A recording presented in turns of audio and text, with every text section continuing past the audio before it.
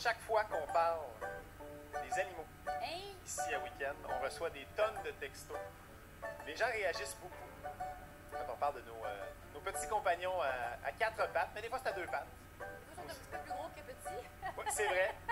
Mais on les adore. Toi, je sais que tu adores tes chiens. Moi, ce chien que je ne désirais pas, mais avec qui j'ai développé une belle relation avec le temps. Ça me fait rire, moi, ça. Mais La situation. je trouve ça intéressant de parler de ça. Et on a au bout du fil une auteure et également fondatrice et enseignante à l'Académie du Centre Éden, qui est l'auteur de 2 livres, L'art d'apprivoiser l'énergie et L'art d'apprivoiser la communication animale. Et là, je dis ça, puis Joanie, les yeux, ting! Vraiment, là, elle est allumée bien. Oui, bien vraiment, ça pique ma La curiosité. communication animale. Liliane Beaulac, salut. Bonjour, Comment vas-tu? je vais très bien, merci. Alors là, je l'ai dit, moi, je suis parti sur des mauvaises bases avec mon chien. Ce n'était pas ma décision de l'amener à la maison, mais finalement, ça va très bien. J'ai développé une belle relation avec lui. Des fois, j'ai l'impression de ne pas le comprendre, mais bon, ça, c'est un autre enjeu. Mais parlons de communication animale. Les animaux, là, moi, j'ai eu quelques chiens dans ma vie complètement différents l'un de l'autre. Fait que j'imagine que d'un à l'autre, on ne peut pas nécessairement appliquer une formule qui est tout inclus. Là. Ben non, effectivement, parce que les animaux, ils ont une essence, ils ont une personnalité qui est différente, puis souvent, on a tendance à observer l'animal, puis à chercher à le comprendre à partir de son comportement ou de la projection qu'on fait de ce que peut être un chien ou de ce qu'on voudrait d'un animal, mais ils sont très uniques, très authentiques, puis des fois, on se questionne qu'est-ce qu'ils pensent, qu'est-ce qu'ils aimeraient nous dire, pourquoi ça va pas, puis souvent, il y a de la souffrance derrière cette incompréhension-là, hein, de ressentir, de comprendre qu'est-ce que l'animal aimerait nous dire. Puis je suis certaine qu'il y en a beaucoup d'entre vous qui ont déjà plongé leur regard dans le regard de leur animal, puis qui les regardaient, puis qui disaient « mais qu'est-ce qu'il essaie de me dire? » Donc, et la bonne nouvelle, c'est que c'est possible de percer ce sixième sens, si je peux dire, cette capacité-là de sensibilité intuitive pour comprendre qu'est-ce que l'animal aimerait nous dire et qu'est-ce qu'il vit et même quel événement il a vécu par le passé. Et comment on fait ça? Parce que j'imagine qu'il n'y a pas de recette miracle ou de formule magique. Là. Par quoi on passe pour être capable justement de décortiquer le comportement de notre animal? Bien, en fait, c'est ça, c'est pas tant décortiquer le comportement, ça c'est beaucoup ce qu'on a appris à faire avec la science, c'est d'observer ce qui est tangible, mais la communication animale, c'est vraiment aller chercher vraiment comme le sixième sens, hein, la télépathie. Donc, c'est d'être capable de voir plus le côté invisible qui est derrière la matière. C'est comme nos pensées ou nos imageries mentales. Il n'y a personne qui peut forcément les voir de leurs yeux ou les entendre de leurs oreilles, mais on les émet, hein, ces pensées-là, ces émotions-là. Puis les animaux, ils les captent, nos pensées, nos émotions, et eux en émettent eux aussi. Donc, effectivement, tu as raison, il n'y a pas de formule magique, il n'y a pas de baguette magique, c'est vraiment de l'entraînement, c'est beaucoup de pratique, c'est beaucoup d'exercice. Et ceux qui font peut-être déjà de la méditation, de la visualisation, bien, ils se rapprochent un petit peu plus du genre d'exercice qu'on va mettre en place pour arriver à rentrer en relation avec le champ énergétique de l'animal, parce que les animaux ne vibrent pas toujours à la même fréquence que nous. Donc, quand on est dans nos pensées, souvent, on est dans notre tête à nous. Donc là, on est dans nos idées à nous. Et là, il faut comme baisser un peu nos fréquences cérébrales, là, nos zones du cerveau pour arriver à capter une autre fréquence qui nous permettrait d'accéder à de l'information de l'animal qui va vraiment nous surprendre.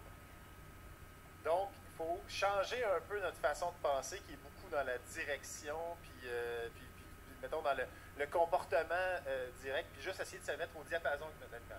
Ben oui, c'est exactement ça, c'est de la réceptivité. T'sais, au lieu de penser mon animal, je vais essayer de l'entendre. Oui, donc il faut vraiment pas être dans l'action. En fait, il n'y a rien à faire. Quand j'accompagne des vétérinaires qui essayent des fois d'apprendre la communication animale, ben ils me demandent c'est quoi le protocole. Tu sais, comme eux autres, ils travaillent beaucoup avec des protocoles. Mais tu sais, je vais leur donner des outils, des trucs, on va faire beaucoup de pratiques. Et beaucoup de pratiques où les gens, après, vont aller valider avec la famille des animaux si ça fait partie de leur imagination ou si c'est vraiment un message de l'animal. Parce qu'il y a toujours cette ambiguïté-là. Ça vient-tu de moi, de ma tête, de mon imagination? Est-ce que ça vient vraiment de l'animal? Mais quand tu prends juste la photo de l'animal, puis que tu perds son regard, tu accèdes à de l'information, tu n'as jamais vu l'animal, tu ne le connais pas du tout, tu ne connais pas sa famille, tu es capable de décrire sa maison, de dire avec qui il habite, qu'est-ce qu'il a vécu récemment, des problèmes qu'il vit. Bien là, les gens sont vraiment surpris puis impressionnés. Donc, il y a vraiment une faculté d'aller chercher une validation. Donc ça, c'est plus le côté scientifique. On dit, OK, là, je capte des choses dans l'invisible, je suis pas sûre de moi, bien, je vais aller valider finalement avec la famille, voir si j'ai bien vu. Liliane, c'est quelqu'un qui t'écoute aujourd'hui, OK? Et pour cette personne-là, le côté énergétique, que ce soit des humains ou encore des animaux, c'est complètement du chinois, mais que cette personne-là voudrait quand même s'intéresser ou s'orienter vers cette approche communicationnelle-là, comment on peut s'initier justement à la communication animale? Je sais qu'il y a un livre que tu as écrit. Est-ce qu'on peut te contacter personnellement aussi? Fais-tu de la consultation? Comment on peut entrer dans le vif du sujet, dans le concret du sujet, si ça nous intéresse? Bien oui, je donne des formations d'initiation à la communication animale. Donc, c'est vraiment ouvert à tout le monde. Tout le monde part avec leur bagage, justement. Des gens plus rationnels, d'autres des gens plus hypersensibles. Donc, tout le monde est différent. Puis, on va vraiment en profondeur dans, tu sais, je vous donne comme une panoplie d'exercices. On fait beaucoup de pratiques avec tous les animaux du groupe. Puis là, on fait des essais, des erreurs, on s'encourage. Donc, on est vraiment, on s'initie finalement à ça. Chacun va à son rythme, évidemment. C'est comme apprendre le piano ou la danse. Hein. Il y en a qui vont aller plus vite, d'autres, ça va prendre plus de temps. Mais c'est tellement important, puis c'est tellement précieux, puis ça crée cette relation-là. Puis ça change tellement la dynamique dans la famille quand l'animal est compris. Il y a tellement un relâchement, puis comme... les animaux sont les baromètres souvent du bien-être et de la santé dans la famille, dans l'environnement. Fait que quand on arrive à travailler sur ça, bien, il y a des grands changements qui se passent dans la famille. Puis je pourrais même vous dire que j'ai des élèves qui n'ont pas forcément réussi à tout entendre les messages des animaux, mais ils ont changé leur façon, eux, de parler à leurs animaux ou d'être en relation. Et du coup, l'animal s'est transformé. Wow. Donc, tu sais, il y a vraiment des étapes, mais c'est une communication. Hein, c'est un dialogue entre ces deux communicants. Donc, moi, je travaille autant sur vous, sur comment vous êtes en relation avec l'animal, de comment l'animal est en relation avec vous.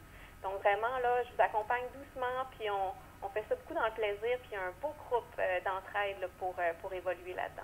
Alors, plus d'informations, ça vous a piqué votre curiosité aujourd'hui. Centreeden.com, donc si vous voulez avoir toutes les infos. Liliane, merci beaucoup de ton temps aujourd'hui. Bien, merci à vous. Bonne journée. Centreeden.com, le point de chute, si jamais vous voulez pousser plus loin votre réflexion sur la communication animale. Aloha Weekend.